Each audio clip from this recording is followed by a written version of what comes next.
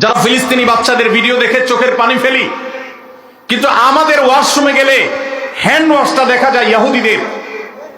আমাদের ওয়াশরুমে গেলে দেখা যায় সাবানটা কেনা হয়েছে যে সাবানটা আমি টাকা দিয়ে কিনে এনেছি আমার পকেট থেকে, সেটা ইহুদিদের তৈরি করা।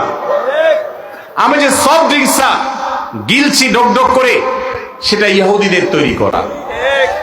এই সমস্ত পণ্য আপনি যখন মুদি দোকান থেকে কিনেন, আপনি কোন দোকান থেকে যখন ইহুদিদের কোনো পণ্য কিনেন, তখন আপনি পণ্য কিনেন না, আপনি মূলত ইহুদিদেরকে চাঁদা দেন বোমা হামলা করবার জন্য।